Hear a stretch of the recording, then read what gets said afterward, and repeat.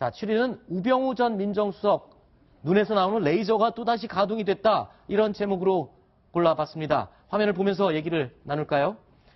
자, 지금 영장 실질 심사를 받기 위해서 출두하고 있는 지금 우병우 전 민정수석의 모습입니다. 문체부 인사에 부당하게 개입한 사실이 있으십니까? 깜짝 해체 주도하셨어요? 구속되시면 마지막 인터뷰일 수도 있는데 한마디만 해주십시오.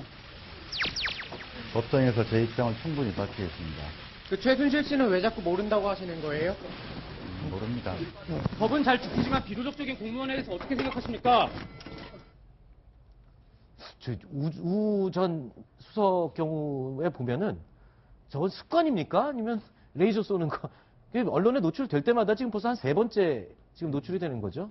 본인이 정말로 억울하기 때문에 그렇게 했을 수도 있겠고요. 네. 아니면 본인의 어떤 그 과거의 행적, 뭐 범죄 사실이 드러날 것을 두려워서 이런 그런 행동을 할 수 있겠습니다만 일단 그 진실은 법정에서 밝혀져야 될 것 같습니다. 네. 자, 일단 영장 실질 심사가 진행이 되는데 혐의가 또 추가가 된 게 있다고요? 네, 그렇습니다. 이제 민간인 사찰 의혹을 받고 있는데요. 네, 그동안 뭐 직권남용, 직무유기, 또 특별감찰관법 위반 등의 혐의로 이제 그 영장이 청구됐습니다만 이번에 새로이 민간인 사찰 의혹까지 받게 됐는데요. 네. 이 부분 구자홍 차장님께서 좀 설명해 주시면 좋을 것 같습니다. 네. 네, 그 두 가지인데요.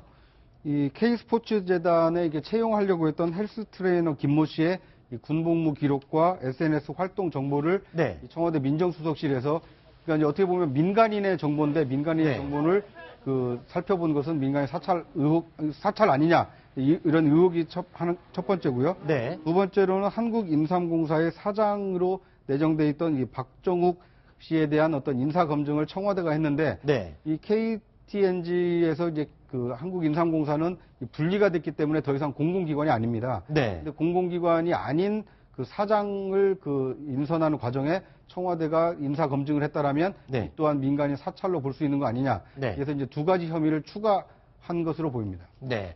사실 영장 실질 심사를 하는 판사들의 신원을 궁금해하는 경우는 참 드뭅니다.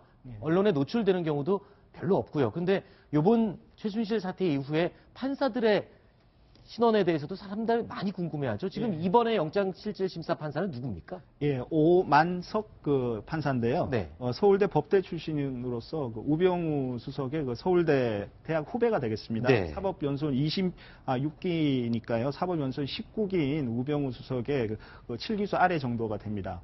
우병우 수석 같은 경우에는 7월경인가요? 지난해 7월경인가요? 모 신문에서 우수석 의혹이 처음 나왔을 때, 네. 그때 만약에 사퇴를 했으면 어땠을까? 지금 이런 얘기가 좀 나왔습니다. 네네. 그 이후에 불과 민정수석 자리 석 달 더 하고요. 10월경인가 최순실 사태 터지면서 결국 그만두게 됐는데요. 최근에 그 우병우 수석이 그 지인하고 전화통화하면서 제가 그 지인한테 직접 들은 얘기인데, 그 네. 지인이 우수석에게 이번에 구속될지도 모르겠네요. 이렇게 물으니까, 네. 감옥 가라면 가야지 이렇게 얘기를 했다고 합니다. 예. 그렇군요. 자, 일단은 이 우병우 전 민정수석이 실질 심사를 받으러 나오는 날, 그 주변에서는 또 태극기 집회가 열렸다고 하는데요. 영상 보면서 좀 설명을 해 주실까요? 네. 법원인데요. 네, 그 법원 앞에 지금 굉장히 많은 인파가 이제 모였는데 네. 손조기와 태극기를 흔들면서 이제 우병우 전 수석에 대해서 응원을 하는 그 장면입니다. 네. 우병우 전 수석이 이제 차를 타고 와서 이제 결국은 이제 영장 실질 심사를 받으러 가야 되는데요.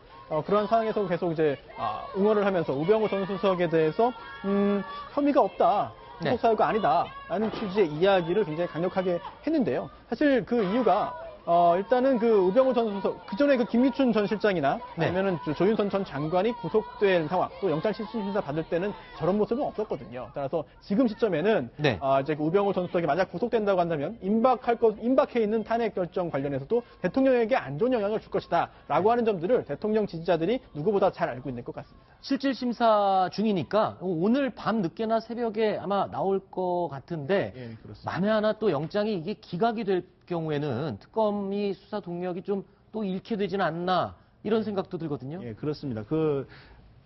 아무래도 지금 현재 여론은 우병우 수석이 보도도 많이 됐고 해서 네. 구속될 가능성에 무게를 더 많이 두는데요. 근데 한 가지 우리가 알아야 될 것은 뭐냐면 검찰에서 네. 그 윤곽근이라는 검사장을 특별히 임명해가지고 특수한 그 부서를 만들었지 않습니까? 네네. 오직 그 우병우 수석만 수사하도록 하는 그런 부서를 만들어서 꽤 오랫동안 그 우 수석에 대해서 조사를 했는데 결국은 아무 혐의도 밝혀내지 못했습니다. 네. 그리고 나서 이제 이 특검이 다시 수사를 하게 되는 건데요. 검찰에서 아무런 혐의점도 찾지 못했다라는 부분도 참고할 필요가 있을 것 같습니다. 네. 그러니까 뭐 일반적으로 이제 구속영장이 청구가 되면 네. 죄가 있으면 영장이 나오고 그렇지 않으면 영장이 안 나오는 것으로 생각을 하시기 쉬운데 네. 근데 이제 구속영장을 발부했을 때는 진실을 그러니까 이제 증거를 인멸할 우려가 있거나 도주의 우려가 있을 때거든요. 그렇죠. 이제 우병우 수석이 과연 도주 우려가 있고 증거를 인멸할 것이냐 네. 이것에 대해서 법원이 이제 판단을 할 거고요. 네. 또 이제 그 혐의를 여러 가지를 기재를 했는데 직권남용의 경우에는 이제 그것을 명확한 증거를 찾기가 어렵기 때문에 네. 앞서 제가 말씀드린 이제 민간인 사찰 의혹까지도 이제 영장에 그 청구 사유로 집어넣거든요. 네. 이런 점들을 이제 법원이 객관적으로 판단을 해서 이제 결정을 내리지 않을까 싶습니다. 네, 알겠습니다. 자, 나머지 소식은 좀 더 속도를 내보겠습니다. 다음 순위 확인해 보겠습니다.